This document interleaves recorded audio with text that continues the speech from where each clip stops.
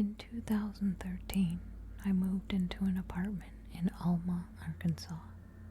I'm not sure if this had anything to do with it, but the apartment complex was right next to a very old graveyard. Here's a little history on this apartment complex. I had lived there 3 times before, in 2003, 2006, and 2009. All 3 times I got the same 1-bedroom apartment, number 208. It was always the only 1-bedroom available. Each time I would have strange things happen there. The first time, cabinets would open, things would be in different places, and sometimes when I'd take a shower and close my eyes, I'd see the bathroom and shower covered in blood and blood coming out of the shower. I would open my eyes and it would be normal. The first time I lived there, that stuff intrigued me. I only moved out to move in with my girlfriend. Alma has very few options for apartments, and in 2006, when my girlfriend and I split up, I had to go back to the same apartment complex. Lo and behold, the exact same day I split with my girlfriend, the people living in 208 moved suddenly, and for the second time, I got the same apartment as the first time. It seemed a little weird, but I just wrote it off as a coincidence. This time around, things were way worse. I'd hear movement in my walk-in closet and living room at night. The shower visions were more intense, and also this was the year that the laughing children incident happened to me. I told you about that horrific event earlier. Also, I was living here when the sleep paralysis began a few months after the incident with the laughing children. My first sleep paralysis episode was terrifying. I was laying asleep next to my new girlfriend, and at about 1 a.m., I heard the DVD rack in the living room fall, and a lot of DVDs crashing to the floor. I was still half asleep when I looked towards my bedroom door, which I kept shut, and on this night, I had accidentally left my bathroom light on. I could see the light underneath my door, but as I turned my head to the direction of the noise and about to holler out, "Who's there?" I heard running footsteps like a kid. That's when I saw the shadow of feet at the base of my bedroom door from the bathroom light. I saw the feet shadow go from being on the other side of my door to being on my side of the door. No filler shadow, just the feet. In a blink of an eye, they moved from the door to my chest and disappeared. This all happened so fast, I hadn't been able to move or speak, but after seeing the shadow feet on my chest, I went to shake my girlfriend awake, but I couldn't move my arms. I went to say her name, but I couldn't speak. So in a panic, I tried to sit up, but couldn't move at all. My eyes began to get heavy, and in a second, I was dreaming of a shadow holding me down, covering my mouth. I fought and widened my eyes, and it was still there.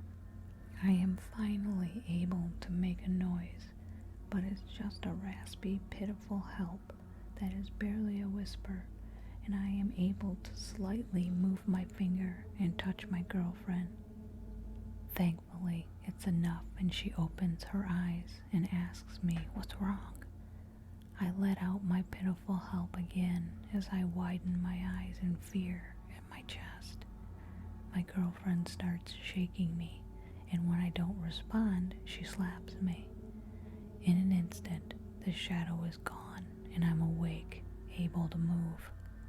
My girlfriend says she never heard the DVDs crashing and didn't see the shadow. The DVDs were all still on the rack when I go to check the living room. My girlfriend witnessed and pulled me out of 3 more sleep paralysis episodes over the next few months before leaving me because it all freaked her out so bad. I moved out. Fast forward to 2009. I had married in 2007 and had a son that same year and a daughter in 2009. But my wife and I split and I needed a place to stay. Once again, I go back to the same apartment complex. I couldn't afford anything better. For the 3rd time, the only open apartment is 208. I don't want to be homeless, so I asked the landlord, hey, if I move into 208, can it be temporary? And if another apartment opens up, can he let me take it? He says yes, and I move in. But after 2 weeks of bloody visions, noises, and 2 more sleep paralysis episodes, I move out and decided to stay with family. My wife and I got back together, but in 2013, we split for good. I got split custody and needed a local place to live. This time, I need a 2-bedroom apartment. I knew there was no chance of getting apartment 208 because it's only 1 bedroom. So, I go back to the complex and end up getting 210. This apartment is right next to 208. The even-numbered apartments are on the 2nd floor, and odd are on the bottom. 210 was the only available 2-bedroom apartment, so I take it and tell myself, at least it's not 208. Nothing happens here at first, and my kids and I really make it our home, and then it begins. One night, I am in my room, and it's 2:30 in the morning, and I hear my kids banging toys around and giggling in their room. I can hear their TV come on, and it wakes me up. Irritated, I call out, "You guys are supposed to be asleep. Don't make me ground you." The banging and giggling stop, but I still hear the TV going, and I get up, still half asleep, and walk to their shut door and say, "Okay, kiddos, I told you to go back to..." As I begin opening their door, it occurs to me that my kids are at their mother's. I had taken them back to her the evening before. Just then a chill just runs down my body as I slowly push the door open to see toys strewed all over and a cartoon playing on the TV.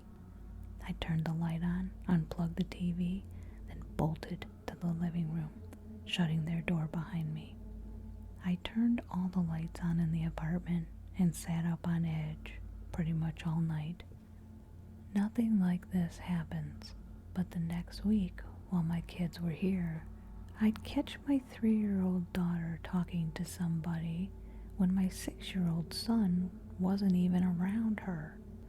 So I asked her who she was talking to, and she replied, "My friend, old mom. Her kids got burned up, so she is nice to me because I look like her little girl." Shockingly, my daughter said this word for word, and usually she couldn't talk that plainly. I immediately call her mom and ask what she's been watching over there, but her mom says just her usual cartoons. I once again got a chill down my entire body. My son never saw what Alexis saw. Well, over the next few months, my little girl continues to talk to and about old mom. Sometimes she would even point behind me telling me old mom is there watching me to make sure I'm a good daddy. Very creepy. Over the past few years, my little girl has gotten to like spooky stuff and is fascinated with scary shows and movies, but at this time she was only 3 and had never seen scary stuff. I was really getting concerned and had a hard time sleeping. One night, I was reading a kid's book called The Monster in My Closet to my kids. They were laying in bed, and I was sitting in a chair next to my daughter's bed. At the end of the book, there is a page that says for the child reading it to draw the monster in their closet. This gave me an idea. I told my daughter, "Hey, you need to draw old mom for me." She sits up. I give her a pencil and the book, and she says, "Can you move, Daddy? She's behind you, and I can't see her." I scoot away a bit, and my little girl looks in the direction where I sat before, then looks down and draws. She looks up again, then draws some more, and continues to do this until she finishes. She hands me the picture. I look at it, and I begin to tremble, and my heart races. That weekend, we moved to an apartment in the next town over. Some might say it was her imagination, and she just made up the drawing, but she was 3. I believe if she was making it up, she wouldn't have taken her eyes off the paper as she drew.